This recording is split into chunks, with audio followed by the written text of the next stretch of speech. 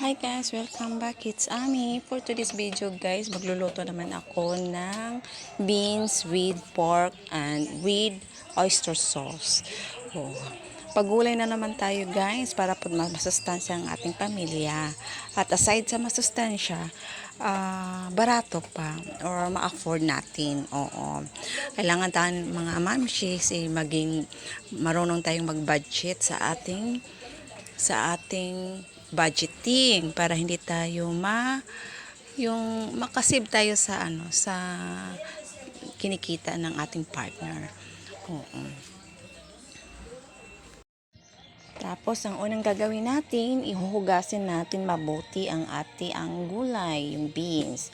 So pagkatapos natin hugasan ng gulay, kailangan pinaka-importante guys na ibabad natin sa with asin para mamamatay yung mga bacteria.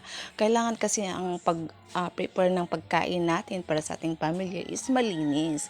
Kasi yung asin guys is pampatay ng mga mikrobyo kung ano man nakakapit diyan sa gulay. At saka yung mga medisina ba nga nakakapit din sa gulay para hindi siya madapuan ng insekto. Yun nakakasama sa ating kailangan hugasan natin ng mabuti ang gulay. Ay, siya nga pala, mga mamashi, mga madi. Salamat po sa mga viewers dyan na nanonood ngayon, sa mga followers ko dyan. Maraming salamat po. Proper engagement lang po para po maging success tayo. Para hindi tayo maanuhan ni algorithm na fake engagement. Para tayo marami tayong views. So ngayon, isusunod ko na ang paghiwa ng karne. Sa akin guys, sa paghiwa ng karne, sinaseparate ko yung mataba. Yung mataba na part ng karne, hinihiwa ko siya ng manipis.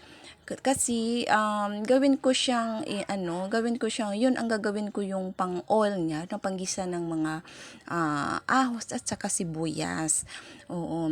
Tapos ang paghiwa ng karne guys, yung kailangan siyang manipis talaga siya para madali siya magluto kasi naka-fry siya. Oo. Ayan. So, ang paghiwa natin guys, kasama yun pa sa pagmamahal. Oo, di ba? So, tapos na yun, nakahugas yung karne ha. Hindi ko lang pinakita kasi medyo mataas na ang ano. So, yun lang guys. Yun guys.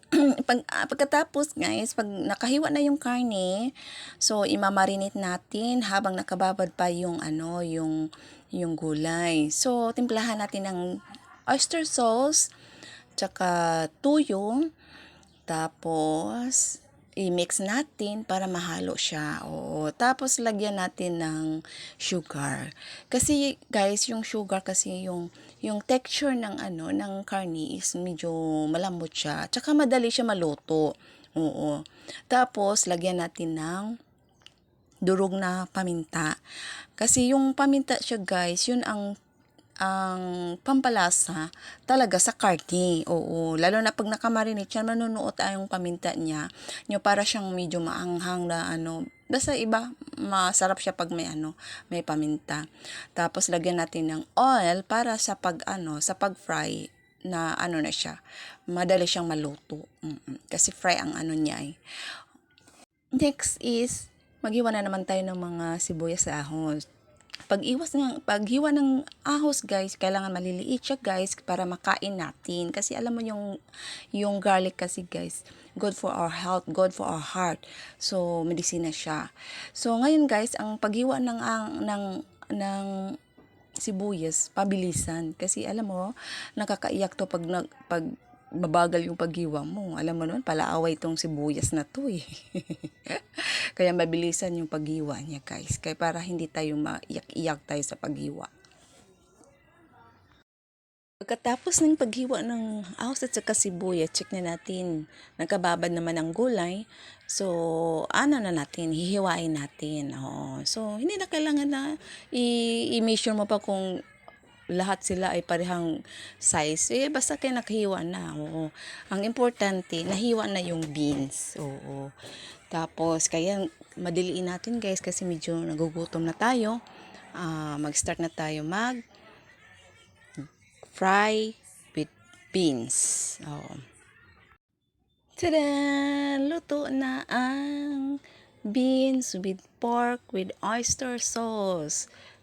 Alam niyo guys, ang pagluto nito with pagmamahal, kaya masarap talaga ito. Kahit walang seasoning yan. Basta para sa akin, masarap to. Oo. Hindi kasi ako naglalagay ng mga betsin kung ano. Basta ka-importante, healthy siya. Oo. So, gulay na naman tayo guys para po sa inyong, sa mga followers ko dyan. Don't forget to like my video and subscribe.